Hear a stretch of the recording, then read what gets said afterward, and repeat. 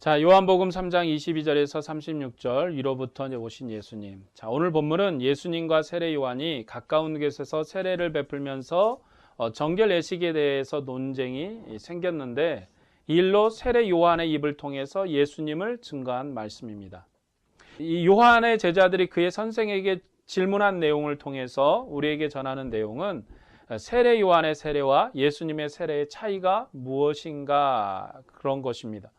이 질문은 요한의 세례는 끝이 나고 예수님의 시대가 본격적으로 오는 것 같은데 그 차이점이 무엇인지에 대해서 질문한 것이 핵심입니다. 만일 세례 요한이 잡혀서 옥에 있다면 이런 질문을 할 필요가 없습니다. 그가 옥에 갇히면 그의 시대가 끝났기 때문이죠. 세례 요한이 옥에 갇히면 옛 선지자의 시대는 끝이 난 거죠. 하지만 그가 여전히 활동하고 있는데 이런 일이 벌어지니까 유대인들도 세례 요한의 권위에 대해서 의심을 했습니다. 그래서 제자들과 논쟁을 한 것입니다.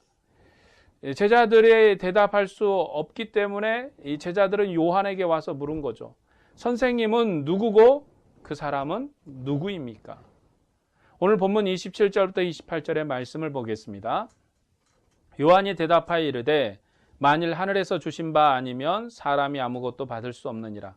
내가 말한 바 나는 그리스도가 아니요 그의 앞에 보내심을 받은 자라 한 것을 증언할 자는 너희니라. 자, 요한은 하나님이 세우신 대로 자기 직무를 수행할 수밖에 없다고 그렇게 말하죠. 그리고 자신은 그리스도가 아니고 보내심을 받은 자라고 자기에 대해서 증언합니다. 요한 그리스도 앞에 보내심을 받은 자로서 하나님이 자기에게 주신 일을 한 것이고 자기가 증거한 것은 자기 뒤에 오신 일을 증거하는 것이라고 말합니다. 그리고 자기 뒤에 오시는 분은 그보다도 더 크신 분이라고 말합니다.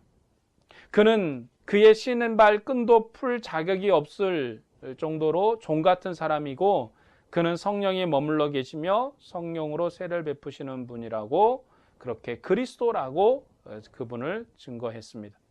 자, 29절과 30절의 말씀을 보면 신부를 취하는 자는 신랑이나 서서 신랑의 음성을 듣는 친구가 크게 기뻐하니 나는 이러한 기쁨으로 충만하였노라. 그는 흥하야겠고 나는 쇠해야 하리라 하니라. 요한은 자신이 신랑이 아니고 신랑의 친구라고 자기 제자들에게 그렇게 말씀합니다. 때문에 그는 흥해야겠고 자신은 쇠해야 하리라고 말합니다. 그의 시대는 끝나고 그가 증거한 분의 시대가 오는 것이라고 이 세례 사건을 통해서 증거합니다. 요한에게 왔던 사람들이 예수님께 다 가는가? 요한의 시대는 끝나가고 예수님의 시대가 왔기 때문입니다. 신랑이 왔으니 기쁨이 충만하고 요한은 물러서야 합니다. 이제 예수님께서 역사의 전면에 서야 합니다. 자, 요한이 유대인들에게 잡히기 전인데도 그가 활동하는 시대가 서서히 막을 내리고 하나님의 아들의 시대가 온 것입니다. 이 사건을 통해서 요한의 시대가 끝나가고 그리스도의 시대가 열렸음을 우리에게 분명하게 말씀합니다. 자, 요한은 400년 만에 나타난 선지자이고 유대인들의 주목을 받는 선지자였지만 그는 신랑이 아니라고 신랑을 맞이하는 친구로서의 역할을 다했다고 그렇게 고백합니다. 그리스도의 시대가 열리게 되었음을 이 세례 사건을 통해서 증거하고 있습니다. 세례 요한은 쇠하고 예수 그리스도는 흥해야 합니다. 왜냐하면 세례 요한의 씻는 것과 예수님이 씻는 것이 다르기 때문입니다. 이제 세례 요한이 씻는 시대가 끝나가고 예수님께서 새롭게 씻는 시대가 열렸습니다. 31절과 36절의 말씀은 예수님께서 부활하신 뒤에 사도 요한이 이전의 사건을 회상하면서 교회에게 증거한 내용입니다. 예수님께서 죽으시고 위로 가시지 않는다면 제자들도 이 의미를 바르게 알지 못했을 것입니다. 그러나 주님께서 위로 가시고 아버지께서 아들의 이름으로 성령을 보내시면서 이 은혜의 일이 교회에 증거되었습니다. 성령이 제자들을 모든 진리 가운데 인도하셨기 때문에 이 말씀을 증거할 수 있습니다.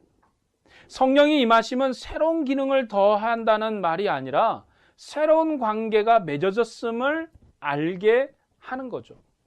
성령의 임재는 우리에게 새로운 기능을 주는 것이 아닙니다. 이런 기능적인 것을 어떤 것을 더하는 것이 아니라는 거죠. 약혼한 사람과 결혼한 사람의 차이의 관계에서 우리가 이야기할 수 있습니다.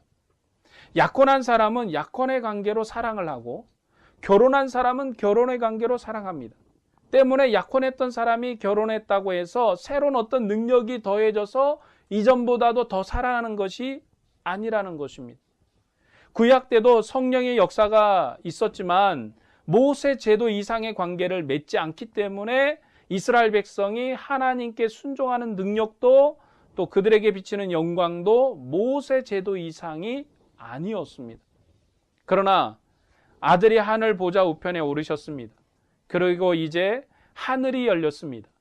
하늘이 열린 관계로 그 영을 보내셔서 말씀하시기 때문에 아들의 이름을 보내신 성령은 휘장을 가린 교제가 아니라 창세전에 아버지와 함께 했던 그 영광의 빛 가운데 있는 교제로 우리를 인도하십니다.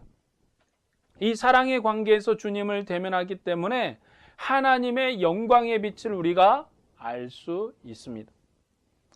하지만 제자들은 예수님께서 영광의 영을 보내시기 전까지 하늘 보좌의 영광으로 사는 것이 아니기 때문에 그래서 이 영광을 알지 못하다가 주님이 부활하신 후에 알았다고 말씀하고, 그리고 32절과 36절의 말씀은 그 깨달음을 가지고 또 그 증거의 확실한 믿음의 소망을 가지고 교회에게 말씀으로써 권면한 말씀입니다. 자, 31절과 32절의 말씀을 읽어보겠습니다. 위로부터 오시는 이는 만물 위에 계시고 땅에서 난 이는 땅에 속하여 땅에 속한 것을 말하느니라. 하늘로부터 오신 이는 만물 위에 계시나니 그가 친히 보고 들은 것을 증언하되 그의 증언을 받는 자가 없도다. 자, 이 말씀은 위로부터 오신 이와 땅에 속한 자를 대비시키고 있습니다. 땅에 속한 자는 땅에 속한 것으로 말하고 위로부터 오시는 이는 하늘에 속하여 하늘에 속한 것을 말합니다. 이제 세례 요한의 증거와 그 세례 시대는 끝이 나고 많은 사람이 예수님께 갔다라고 오늘 본문은 증거하죠. 이 새로운 시대는 위로부터 오시는 분으로부터 드려야 하고 위로부터 오시는 분으로부터 씻음을 받아야 합니다. 왜냐하면 구약에서 하나님의 백성은 씻김으로 하나님께 속하는 자가 되기 때문에 그렇습니다. 오늘 본문에서도 예수님께서 세례를 베푸셨는데 많은 사람이 예수님께 갔다라고 언급합니다. 그에게 씻김을 받음으로 그리스도의 나라에 속한 자로서 하나님을 대면하게 되었습니다. 본문은 세례를 통해서 누구에게 속했는가 하는 말씀을 우리에게 전합니다. 우리는 세례 요한의 세례와 예수님의 세례 차례를 문맥을 따라서 이해해야 됩니다. 세례 요한의 세례는 오시는 메시아를 만나도록 하는 시침입니다. 모세가 시내산에서 그 이스라엘 백성을 씻기면 시내산에서 강림하신 여호와를 만나도록 이스라엘 백성을 씻기는 것이고, 그리고 제사장이나 백성들이 반복해서 씻는 것은 성소에 나가기 위한 시침이었습니다. 세례 요한의 죄사함의 회개라는 것은 천당에 간다는 말이 아니라 메시아가 오면 죄사함의 시대가 오기 때문에 오시는 하나님을 만나기 위한 시침입니다. 그리고 메시아의 시대는 이전의 모든 시대를 끝내는 시대이기 때문에 이방인만 씻는 것이 아니라 이스라엘 백성도 씻어서 그분을 영접해야 하는 거죠. 세례 요한의 세례는 이런 의미가 있었습니다. 그들을 씻어서 메시아에게 인도하는 의미의 세례. 그러니까 세례 요한의 죄사함의 내용은 구약의 율법에 따른 죄사함이죠. 그들이 죄사함을 통해서 영광스러운 그리스도의 나라, 메시아의 나라를 기대하고 그리고 메시아의 나라를 고대하여 들어갈 수 있도록 그들을 인도하는 것입니다. 이스라엘의 회개는 모세 율법을 따르는 회개이죠. 그들이 죄를 고백하더라도 모세 율법을 따라 죄를 고백해야 합니다. 군인들은 다른 사람의 물건을 도둑질했으면 돌려줘야 되고, 세금 징수원이 더 많이 빼앗았으면 돌려줘야 됩니다. 또한 옷 2벌 있는 자는 옷 1벌 있는 자에게 주면 되는 거죠. 이것이 모세 율법을 따라 사는 것입니다. 그리고 이렇게 사는 것이 메시아를 만나기 위해서 언약 백성으로 깨어있는 것입니다. 이 모습이 이스라엘의 회개입니다.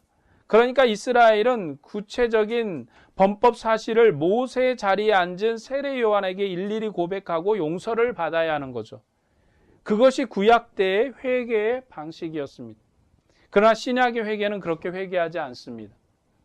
신약 시대는 어떤 사람이 교회 앞에서 간증한다고 내가 옛날에 이런 죄인이었는데 지금은 좋아졌다고 고백하는 것, 그것은 거짓말하는 것입니다. 신약 시대는 모세 시대처럼 죄를 외적인 규례로 해결하지 않고 하나님 앞에 마음으로 살인한 마음을 품었는지, 음행의 마음을 품었는지, 교만의 마음을 품었는지를 고백하는 것입니다. 때문에 사람의 입술로 고백하는 것은 어리석은 일입니다. 우리가 몇 가지를 고쳐서 정결하게 되는 것이 아닙니다. 우리가 그리스도 밖에 있었던 전체가 죄이기 때문에 몇 가지 항목만 죄가 되는 것이 아니란 것입니다. 그런데 내가 이런 것을 고쳤다고 사람 앞에서 말하는 것은 거짓말하는 것이라는 거죠. 신약의 교회는 그렇게 회개하지 않습니다. 우리가 예수님을 믿기 이전에 지은 죄 때문에 슬퍼하고 탄식할 수 있습니다. 그러나 이것은 깨닫는 한도 내에서 슬퍼하는 것이지 근본적으로 우리가 예수 밖에 있을 때에는 죽은 자였는데 죄를 해결할 수는 없다는 것이죠. 우리는 하나님을 대항하는 원수였고 우리 안에는 선한 것이 없습니다. 우리의 전체의 문제이지 어느 한두 가지를 고쳤다고 우리가 변화되는 것이 아니란 것입니다. 주님께서 우리를 그의 보혈과 부활의 영광으로 씻어 청결하게 하셨기 때문에 우리가 정결함을 받은 것입니다. 우리의 눈에 보이고 마음에 생각나는 몇 가지를 고쳤다고 그리스도의 나라의 새 백성이 되는 것이 아닙니다. 때문에 우리의 회개는 주님 앞에서 하는 것입니다. 그리고 그분의 은혜에 감사하며 그의 영광을 위해서 사는 것입니다. 세례 요한이 증거하신 분은 위로부터 오신 분이십니다. 또한 사도 요한도 우리에게 그에 대해서 증거했습니다. 땅에서 난 자는 세례 요한과 이전의 선지자들입니다. 그들은 땅에 속했기 때문에 땅에 속한 것을 말합니다. 땅에 속한 것은 모세 제도에 속한 것입니다. 하지만 이 제도가 은혜로웠던 것은 땅에 속한 모세를 통해서 하나님의 영광이 증거되었기 때문입니다. 그러나 위로부터 오신 그리스도께서 임하셨습니다. 우리는 위로부터 오신 분의 말씀을 들어야 하죠. 그분은 만물 위에 계십니다. 그는 존재론적으로 위로부터 오셨을 뿐만 아니라 그는 만물 위에 계시고 모든 만물을 통치하시는 분이십니다. 이제 그분의 증거를 받는 사람은 과연 하나님은 참되시며 하나님이 우리 중에 계시다고 하나님 앞에서 확실한 믿음의 고백을 하는 것입니다. 하나님 품속에 계시면서 아버지를 대면하고 보았던 분의 증거와 땅에 속한 자의 증거는 분명히 다릅니다. 땅에서 하나님을 보았던 사람은 모세였지만 그는 바위 틈에 숨어서 하나님의 등을 보았습니다. 구약의 제사장들도 휘장으로 가린 하나님의 영광을 봤지만 그 이상을 볼 방법이 없었습니다. 이러한 대면은 죄 때문에 그렇게 된 거죠. 그러나 아들은 하나님 품속에 계신 독생하신 하나님의 유일하신 사랑의 대상이셨습니다. 그는 하나님을 대면하고 계셨던 분입니다. 그는 창조 전부터 아버지와 함께 계셨던 말씀이셨습니다. 그가 오셔서 하나님을 증거했기 때문에 그 증거를 받은 사람은 하나님이 그들 중에 계심을 알 수 있습니다. 그리고 예수님의 증거를 받은 사람은 하나님은 신실하시다라고 고백하게 되는 것입니다. 자, 오늘 본문 35절과 36절의 말씀입니다. 아버지께서 아들을 사랑하사 만물을 다 그의 손에 주셨으니 아들을 믿는 자는 영생이 있고 아들에게 순종하지 않은 자는 영생을 보지 못하고 도리어 하나님의 진노가 그 위에 머물러 있느니라. 구약 때는 하나님을 믿으려면 어떻게 믿습니까? 하나님이 보내신 자를 믿으면 하나님을 믿습니다. 하나님이 보내신 자는 모세죠. 하나님은 모세를 통해서 자기 영광을 증거했습니다. 또한 모세가 하나님이 보내신 자라는 믿음을 통해서 이스라엘은 하나님께 속한 백성이 되었습니다. 이외에도 하나님이 보내신 왕, 하나님이 보내신 제사장들과 선지자들을 믿음으로 이스라엘 백성은 하나님께 속한 백성이 되었습니다. 이런 믿음을 통해서 그들은 모세제도 안에 있는 영생, 즉 모세제도 안에서 하나님과 함께하는 생명의 교제를 누렸습니다. 만일 그들을 믿지 못하면 그들은 모세제도 밖으로 쫓겨나는 저주를 받았습니다. 이것이 구약의 구원 역사이죠. 때문에 영생은 하나님과 교제하는 생명을 말합니다. 주님과 교제하는 것이 우리의 영생입니다. 그래서 요한복음에서는 우리가 지옥을 가느냐 천당에 가느냐 그런 말을 하지 않습니다. 이 아들을 믿는 자는 영생이 있다라고 말합니다.